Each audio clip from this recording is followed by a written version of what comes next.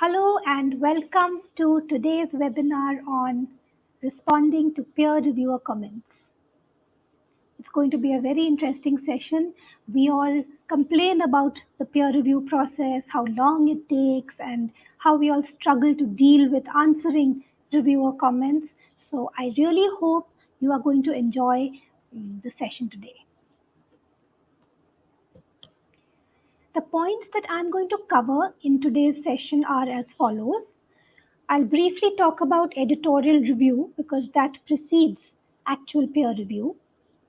Then I'll talk about peer review and how decision making happens at journals. We'll discuss the different outcomes of peer review and then the main aspect, the main thrust of today's talk, that is how to respond to reviewers' comments. So we'll be dealing with this in great detail. I'll also talk a bit about dealing with harsh peer review. A lot of students complain about this and ask how do we deal with this and how it's so unfair.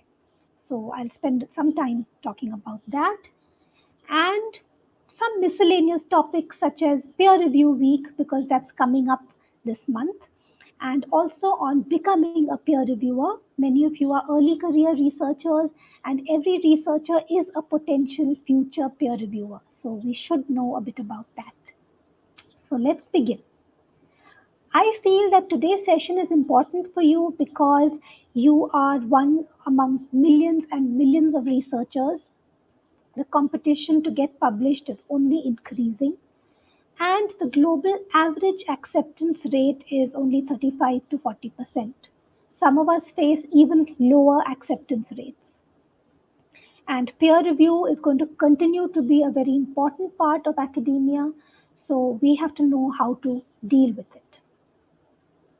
So I thought we should begin the session with a quick poll just to gauge your understanding about the first step in publication, that is choosing your target journal. So when should you choose your target journal? Should you do it before preparing your manuscript or should you do it after preparing your manuscript? The correct answer is before. And the reason is you can then tailor your manuscript according to your target journal.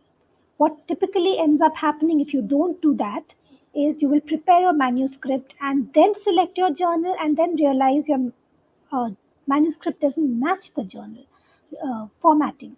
For example, the journal asks for a 5,000 word limit and your manuscript is double that amount. So it's always a good idea to decide your journal before you start preparing. Just a quick primer on choosing the right journal. Read relevant journals in your field, read the journal abstracts, whether your work matches that. Where are papers of your interest appearing? Those are the journals you should target. Check the reference section of the papers that you refer to. Also, consider factors like journal reach, impact, and prestige. Turnaround time. If you are in a hurry to publish, look for journals that have a relatively shorter waiting time. That being said, it should not be very, very short, like a few days, because that means the journal could be predatory. Are there any special issues relevant to your field coming up? And make note of the journal aims and scope. Let's move on to the next poll. Who makes the final decision to accept or reject a submission? There are a lot of jokes around this, and we tend to get confused. Is it peer reviewer 1 who makes the final decision? Is it peer reviewer 2? Is it the journal editor? Or is it all peer reviewers? Any number of times I ask this, I get a lot of mixed responses. So let's see if you got it right. The correct answer is the journal editor. So peer reviewers, irrespective of the number of peer reviewers, they only give their recommendations. But the final decision to accept or reject is with the journal editor. So again, peer reviewers do not make the decision, at most they recommend a decision. At peer-reviewed journals, decision-making authority rests solely with journal editors or the journal's editorial board as a whole. So this is what the decision-making process looks like. You submit your manuscript, The journal editor will first screen the manuscript. At this stage itself, the manuscript could be rejected. That is even before peer review. If it is not, then it enters peer review, and depending on what the feedback is, and there may be multiple cycles, the journal editor will finally decide whether to go ahead with the publication or not and inform the author of the decision. If you have ever submitted a paper, you would have come across some of these status types. It varies with different journals. So, in the journal submission portal, you might keep going and checking whether your manuscript has made any progress. Submitted, editor invited, paper with editor, reviewer invited, paper under review, then required reviews complete, decision in process, then request for revision, you submit your revised manuscript. In a rare case, the author may decline to revise and withdraw the paper from that. That's a rare occurrence. Complete reject or complete accept. So, quickly, let's understand editorial review, what is the process and the structure of the editorial board. So, the same flowchart that I showed, just in a slightly different format. And this dotted square indicates the editorial review process. So, where the editor has accepted or rejected the article in the first stage. Not accepted, but accepted it for peer review. So, everything else remains the same as we just discussed. And as you can see, the part where the reviewers make recommendations, where you make the revisions, this cycle can continue. It can go through 2 or 3 rounds. Each new submission is assigned a primary editor. Now, these designations of editors may differ across journals. Primary editor, editor in chief, lead editor, and so on. They will read the paper, maybe consult with other editors. What is it that they're looking for? So, this is not really peer review, this is pre peer review. They will assess the novelty of the research, the impact of your paper, how appropriate is the manuscript's content for the journal, etc. If these criteria are met, the manuscript is sent to reviewers for further evaluation. Each journal does things a little differently depending on its editorial board structure. For example, these are just some examples of board structures. There may be an editor in chief, then a subject editor, associate editors, section editors, deputy editors. So, this is just to give you an idea how every journal has its own way of working, and rejection, the desk rejection, could happen at one of these levels even before peer review. And different kinds of editors. So there are academic editors who are scientists like you who run research labs, and they also volunteer as journal editors. So not only are you as a researcher a future peer reviewer, you may even be a journal editor someday. Uh, Professional editors are those who have an editorial career. So they actually are into copy editing, and they work at journals for the editing, uh, not really the decision making. So many editorial boards will have both these professional and academic editors. So the role of the journal editor, if you think back to the poll that I just took, their roles are to make fair acceptance and rejection decisions, resolve any conflict of interest, allegations of misconduct, bias, etc., and ensuring fairness in the review process. Desk rejection means that the editorial board makes sure that the paper doesn't go for peer review. Why does it happen? The paper is not within the aims and scope of the journal. Um, the science itself is faulty, or the writing is so bad that the science cannot be judged or understood. So let's quickly understand journal aims and scope so that you don't end up making this mistake. So check that your research is relevant to the journal's audience. Is it also, does it have any multidisciplinary implications? If your research is too technical, Then avoid a journal that may also be targeted to laypersons.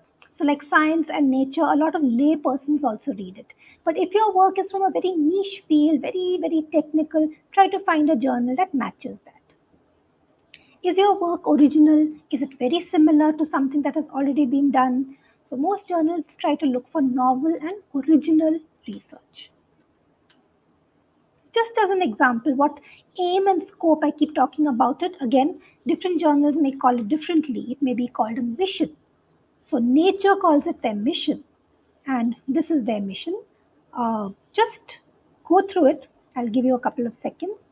Basically, it in bold what it says is who the audience is. So scientists and also public throughout the world, and they're looking for significance for knowledge, culture, and daily life. Scope. It talks about how frequently it's published. So it's weekly, and all fields of science and technology, and also news, interpretation, trends, wider public. So I've just highlighted these in bold to as an example. So the journals that you target, make sure that you understand these sections in there about the journal page. Again, frequency, circulation. So is it international? Is it a domestic journal? What kind of peer review? What are they looking for? What are the types of articles? So about the journal, most journals online will have this section. So that was just a background. Now let's dip into peer review. What is peer review? It is considered a kind of a gatekeeping process where the work of researchers is shared with experts to gain insights and suggestions. And reviewers evaluate the originality and thoroughness of your work and whether it's within the scope of the journal. It's a very old process dating back to the 16th 17th century when the first journals came into being. And a more formal process, of course, came in much more recently in the 20th century. How long does peer review take? Typically, it should take 5 to 8 weeks, but every journal has different turnaround times. This could also depend on the pressure, how many peer reviewers are available or not available during the pandemic, because a lot of COVID research was being churned out. Peer review was much faster for papers, dealing with that particular aspect. And you receive a decision letter containing the reviewer reports, the editor's comments, and if the decision involves revision, specific changes are stated. So, whatever the decision letter's outcome is, read it carefully. If it is rejected, try to understand why it happened. Where did you make a mistake? Was there a mismatch with the journal? Talk to your supervisor or colleagues and accordingly change your journal and try afresh. There is something known as revise and resubmit, which is a complete change in the manuscript. It's not a rejection, but they are asking you to completely change your manuscript and submit it afresh to the same journal. So these are the standard decisions that you may receive. Reject without review, which is desk reject, which we spoke about at length. Rejection after review. Now, even after you have answered all the peer review comments, maybe the reviewers are not satisfied, the editor is not satisfied, it may still get rejected. Major revision, so a lot of changes. Minor revision, provisional accept, and accept. If you get this test rejection, don't worry. They will not outline the reasons in detail. They will just say, we regret to inform you that we did not find the manuscript suitable. Don't resubmit the manuscript to the same journal in that case. Responding to peer reviewer comments come in these red highlighted sections. Where there's rejection, you don't need to respond. Where there's acceptance, you don't need to respond. Major revision, minor revision, and provisional accept.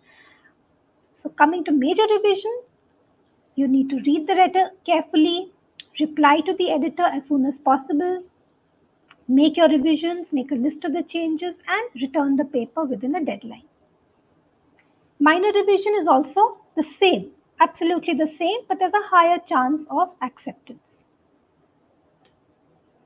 Provisional accept means very, very high chance of acceptance. Again, there'll be some small changes that need to be made, and pay attention to even the smallest details, formatting, figures, etc. And again, submit within the deadline. Instead of cribbing and getting angry and feeling sad that your work was criticized, always remember that peer reviewers are volunteers who have given their time and effort to criticize your article. So don't take it as a personal attack. And I think that's a very, very important point to remember, to not take it personally. So, how do we start the process? Carefully read the comments and try to assess how much effort is going to be required to make the revisions. Then decide how are you going to organize your responses. Is it going to be point by point, grouped according to the particular questions asked, uh, or grouped according to the section, methods, discussion, introduction, and then make a note of how you are going to tackle this. So point by point, make a list of all the comments in order and address each comment. If you're following the categorized approach, categorize the list by type of request, adding more text, reanalysis, more experiments, or requests that you cannot meet. So you can use either approach depending on the kind of questions that have come. So what you need to do is stay calm. And calm can also be an acronym for comprehend and keep your cool, answer, amend, advocate, list, that is, make a list of just what I showed you over here, be mindful.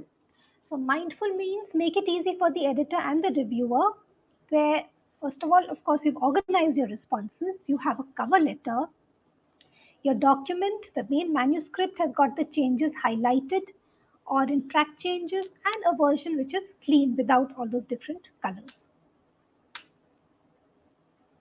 So, just a few tips on how to go about it, especially if it's your first time or you're new to this. Overcome your fears. I know nobody likes people criticizing their work. You will be very, very anxious and eager and hesitant to open that letter and see what it has to say. So that's natural, that's normal to feel that way, but be brave and read each comment bravely and try to stay detached.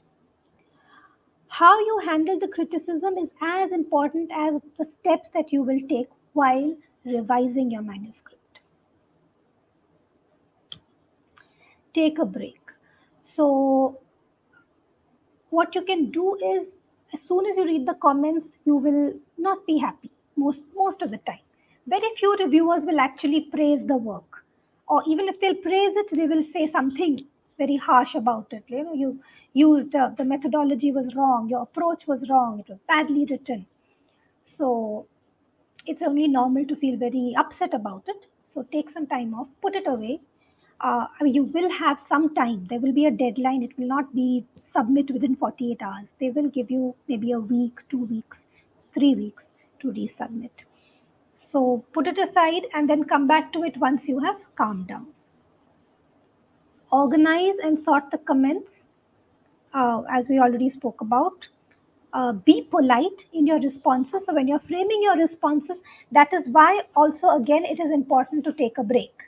If you start responding immediately, your tone may be a little angry or upset. So we don't want that to happen.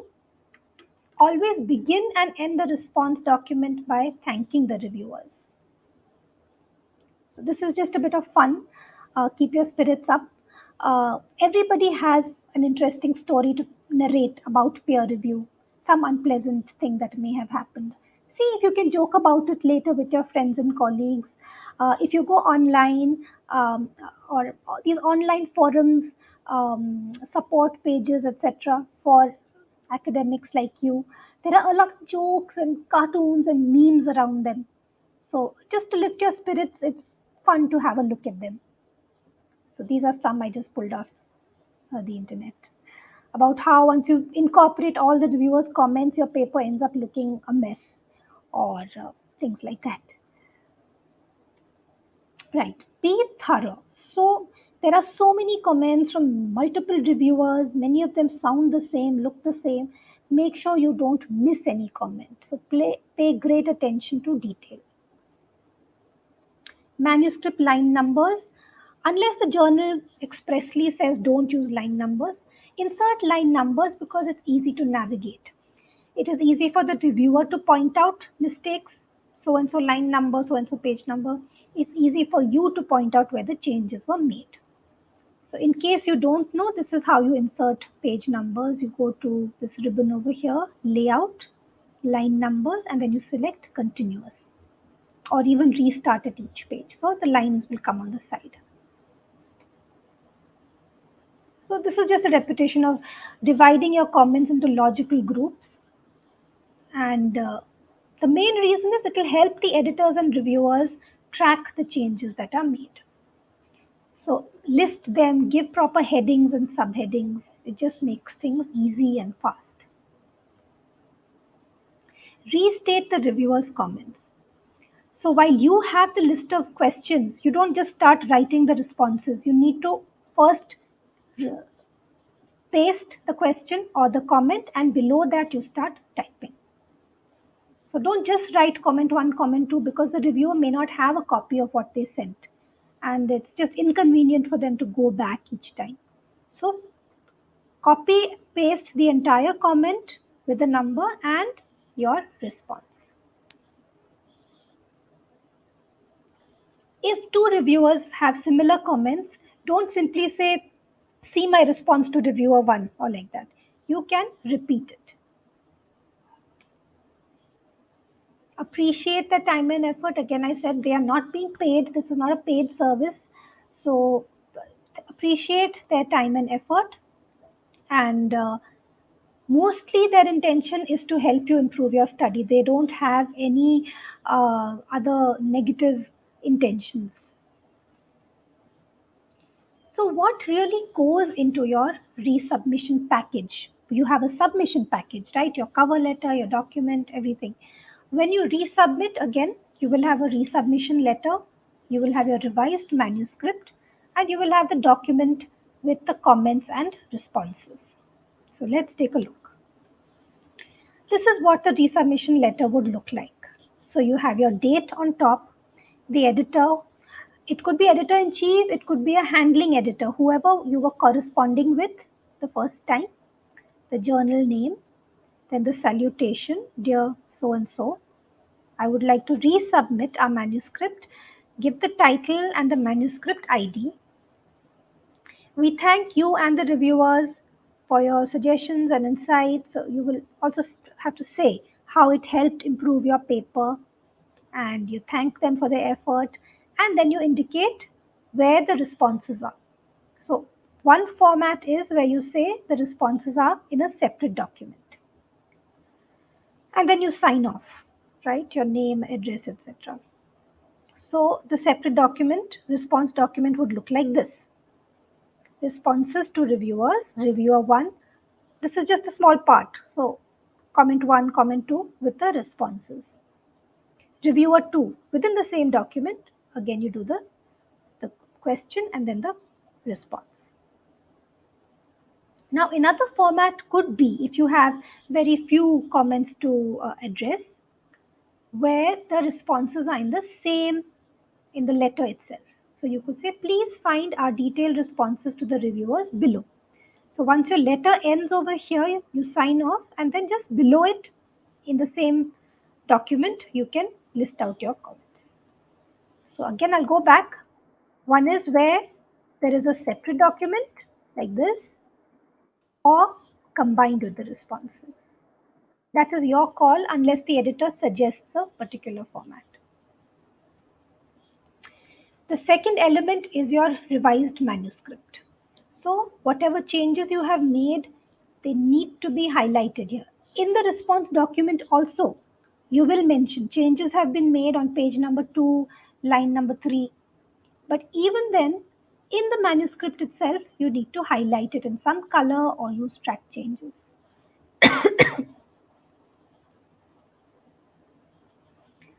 Now, coming to the thrust of the talk today is exactly how to respond to comments. So, we are going to do with comments you agree with, comments you disagree with, those sort of on the borderline. So, pay attention to the language that I have used in the response. This will help you when you have to frame your responses. So, suppose you agree with the reviewer, and the reviewer has said you need to add more text. So, you paste their comment over here, put it in a different font like italics or something, and then type your response. Thank you for pointing this out. We agree with this comment. Therefore, we have added the requested text on page so and so, line so and so. Next is suppose they ask for a reanalysis or more experiments and you agree with it. You realize it is going to improve your paper. Paste the comment, italicize it, and your response would look like this. We agree with reviewer 1, 2, 3, whatever. We have accordingly done or revised or changed or modified, whatever it is. We have reanalyzed a set of our data. We have conducted this extra experiment and to emphasize this point or to clarify this point. So as you can see, the language here is very polite and very nice. We agree with you. Don't simply curtly say, we have added it, okay, done. That doesn't give a very good impression. So use complete sentences. Suppose they ask you to improve the language. Okay, something needs to be tightened or something is very long. So your response, hopefully after you have got your paper edited or you have asked somebody to edit it for you, your response would be the entire manuscript has been carefully edited. As a result, the clarity and readability of the manuscript have been improved. So you won't just say yes, edited, done. Please like compose full sentences like that. Now, there will be comments that you disagree with. So, for example, the revision requests are out of scope with the manuscript. So, paste the comment, and again, you have to be polite while you say that. Thank you for this suggestion. It would have been interesting to explore this aspect. However, in the case of our study, it seems slightly out of scope because, and then you give your reason. They ask for a new experiment, but you feel it will not improve your paper. So you can say something like, you should try to show that some kind of agreement. So you have raised an important point here. However, we believe that dash or whatever this excluding the experiment would be more appropriate because such work has already been done, or it will not add anything new, or we have already done this in a previous paper. So always give appropriate justification. So those were just informal templates, but let's look at some actual examples from actual peer review reports. So here the author disagrees with the reviewer's request for more experiments. So the response says the suppressive effects of TGF beta pathway inhibitors on dash dash dash have been amply demonstrated in the literature. So the author is trying to say why it is not necessary to add these experiments because it's already been done. And not only that, the author also cites that study. For example, and the particular reference is also provided. So if you give the evidence, there's a high chance that your reviewer will understand your viewpoint. Request is out of scope. So the author is asking about some models or to try out different mouse model. The author responds, we have thoroughly analyzed the immune infiltrates and the contribution of immune cells in a previous publication, that they cite the publication. Here, so that is in the current study, we are focusing on something else. So, in a very, very tactful way, the author has handled the situation without simply saying, we think it is not necessary, it is out of scope. You have to give the example and the reason. So here's an example where the author agrees with the reviewer for adding more text. This is an excellent suggestion. So try to vary your language also. So every answer you don't have to say, thank you for your suggestion, thank you for pointing this out, thank you. You can also say something like this. This is an excellent suggestion. We agree with this. And now the revised manuscript contains the following text, and then the text is included. You agree with the request to re-express data? Done. These data have been added as new panels in the new figure. There may be cases where you slightly disagree. So in that case, you need to modify the language accordingly. So, so here there's no need to read the entire thing, but just the bold highlighted parts, focus on the language that the author has used. So the author slightly disagrees. So the author is trying to say that they've addressed the comment to some extent. So they have carried out some analysis, they have done something, but future studies will attempt to look into this in more detail. So you have to really try to find that balance where you can please the reviewer by saying that you understand their question, it's a valid point, you've addressed part of it, but another part, because it doesn't make sense, you are trying to say very nicely that future studies will address it. Again, similarly, agree with reservation. So, suppose it's a tricky experiment or something that requires more time, but you are in a hurry to publish or something. So, you can say this is a tricky task because something, the tumors were too large or too few, there was a problem in the sampling, you cannot get back to those samples or something like that. Very often, the reviewers will ask you to go back to the data, go back to the sampling site or something. Things that are no longer possible. So you have to indicate why it's not possible, why it cannot be done, and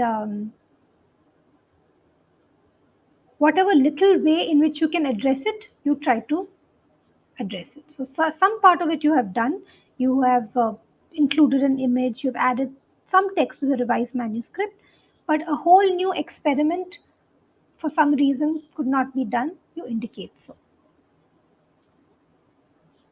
Very, very important to watch your tone.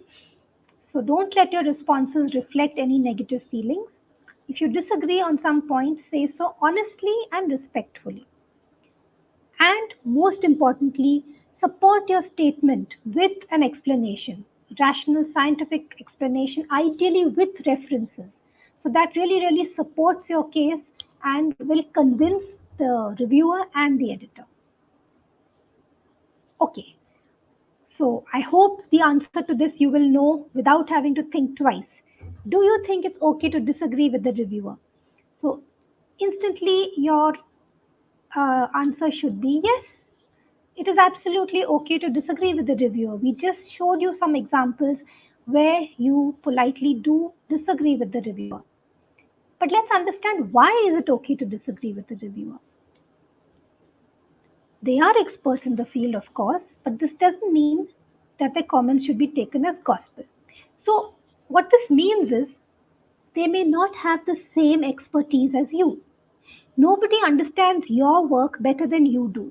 So, the reviewer who works in the similar field may not know the nuances of your exact work. They are not always right. They may ask for changes that are not possible. It's also possible that they did not understand the study. Maybe because they lacked the understanding at that point in time. Maybe the way you wrote it, it was not expressed clearly, so they didn't understand it. So, even so, be open to revising the text. And if you feel the reviewer is wrong, you need to really be sure of it. Check that you have not made a mistake and they have actually understood it wrong. So, when that happens, try to explain why you disagree, make a strong case for your view, provide evidence, provide a good argument, and look for a compromise that will satisfy both sides. As we showed in some of the examples, don't completely shoot down the request. See how much is possible and what is absolutely impossible or unreasonable or out of scope, indicate so. So, when they ask for extra data or text, it could be just modifying a few sentences, entire paragraphs, maybe entire page of text. So make sure that these changes are within the scope of the manuscript and that you're not exceeding any word limit of the journal. So if that is the case, you can indicate that as a limitation that while reviewer one asked us to add this experiment or this data, it would have made the paper much longer and the journal has a word limit. This is one of my favorite slides, and I'm sure some of you would have been in the situation where reviewer one says delete this paragraph, reviewer two says increase the length of that paragraph. So the two diametrically opposite views. So from this image, you can't make out whether it says turn left or turn right. So what do you, as an author, what do you do when you're stuck in the middle? So here's another poll. What do you do if there are conflicting opinions in the reviewer comments? So, reviewer one is okay with something, reviewer three is okay with something, but reviewer two completely has a different viewpoint. Should you ignore the reviewer you disagree with? Should you respond to both reviewers and tell one reviewer that you disagree, and do the same with the other reviewer that you agree with them? Respond to both reviewers, as in this case, but also send a confidential note to the editor or let the editor decide. This is a little tricky. The correct answer is C. Respond to both reviewers. So reviewer you disagree with, you indicate to them. The reviewer you agree with, you don't have to worry about it. And at the same time, to avoid later conflict, indicate to the editor that this is what has happened and this is the reason why you agree with a certain editor. So see which reviewer you agree with more, follow their advice, justify your decision with the editor. If it is a very, very difficult situation, you could even ask the editor to give you a third opinion, because finally they are going to make a decision on how to handle the conflict. If it escalates and becomes a big issue, the editor might have to intervene. But as long as you provide a well reasoned argument, you don't have to worry. So, just a reminder that peer review is important. No matter how sticky it can get, how unpleasant it can get, at the end of the day, it is going to help you improve your paper. Addressing all the comments will increase the chances of acceptance. Please note that if your paper was rejected by one journal, or even after peer review, even after you made all those changes or whatever, don't send the paper to another journal without attempting to address the concerns of the earlier paper. So the peer reviewers would give various reasons why they don't agree with your paper or they are not recommending it, and the paper gets rejected by the editor. But make sure you incorporate those changes before you change your journal. This is a very, very important point. Many authors, out of laziness or because they are in a hurry, they're like, okay, we've got rejected, now let's move to the next journal immediately, submit it as it is. Remember, you have to tailor your paper according to the new journal and incorporate previous changes. That will only increase your chances of acceptance. Now, there is something known as reviewer fatigue. So, think about things from the reviewer's point of view. They are volunteers. There's a very, very large number of requests, and editors' requests are often ignored or declined because reviewers, researchers like you, don't have the time. So, a journal editor may approach them, and you may say, "Sorry, I don't have the time." So, editors don't have many reviewers to fall back on, and half the time, that is the reason your paper is taking so long to get a decision, because the editor hasn't even found reviewers. So it leads to a delay in publication, reduction in the quality of published manuscripts, And generally, higher quality journals will have this problem. So, this is just something one should know about, and that is why when the time comes, you need to step in and also contribute to peer review later. As I promised, we'll also be talking about dealing with harsh peer review. So, when the comments are negative and unreasonable, very unfair comments on your paper, this can affect your confidence, it can affect your morale, and affect your confidence in future work. So, how should you deal with this? Follow practices that help you stay calm and detached before reading the comments. As I said, like even before that, take a deep breath, just try to, sit down. Don't be in a standing position, sit down with a cup of tea or something, and stay as calm as you can. Read the overall feedback, put it away, and then look at it again. When the time comes to reply, be polite.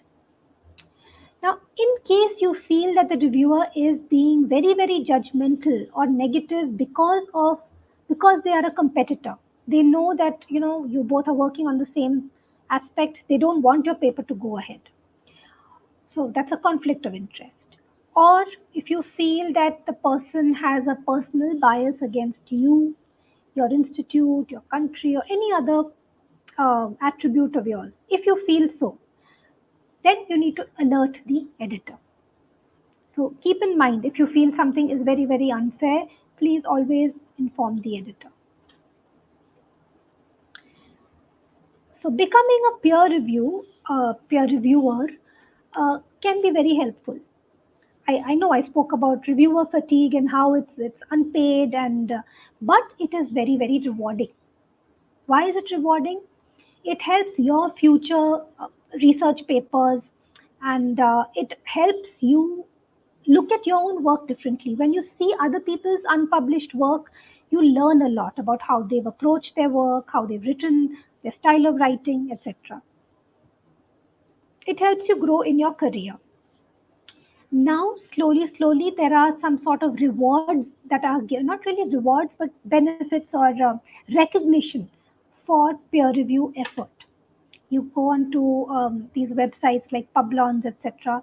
You get some kind of recognition for being a peer reviewer. Not just that, you get to experience things from the other side. So you will finally understand what it feels like to be on the other side critiquing another person's paper. And of course, you are able to contribute to reviewer pools and help with reviewer shortage and fatigue.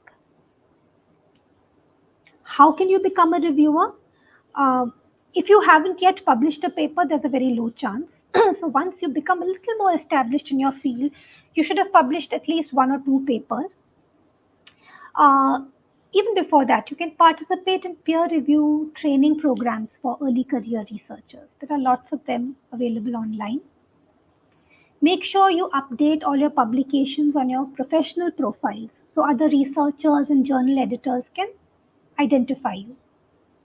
You can ask your supervisor to recommend you as a reviewer. You will attend academic conferences. Now, in person conferences and travel have started again. So, try to network with researchers, many of whom will be journal editors. Publons, join this um, website and express your interest in reviewing. And you can even register with journals to be reviewers. So I thought today's session would be incomplete if I did not mention peer review week. It is almost like a festival in academia.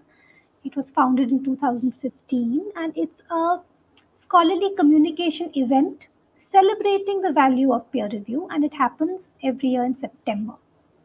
This year peer review week is 19 to 23rd September, and this is the theme: research integrity, creating and supporting trust in research. So you will, if you are on social media, you will suddenly see a lot of articles around this particular topic. Please read them. You will learn a lot from that as well. And Cactus, who have organized the session for today, they are a member of Peer Review Week this year and they are co-chairing the event. So there's a lot of material that's going to be made available. Please make the most of it. And that brings me to the end of my session. I'd highly recommend that you take a look at Heritage Insights and Researcher Life blog. They post a lot of material very relevant to you, including peer review, handling peer review, and responding to peer review, etc. So it's a constant learning process. I'm so glad that you participated in today's session. That's the first step. But keep it up and continue learning more and more about this so you become even better at responding to comments, increasing your chances of acceptance, and eventually someday becoming a peer reviewer yourself. Thank you very, very much. I'm there on Twitter as at the rate SUE9A. I often post and repost stuff that might be of interest to researchers like you. And with that, thank you very much. Have a great day.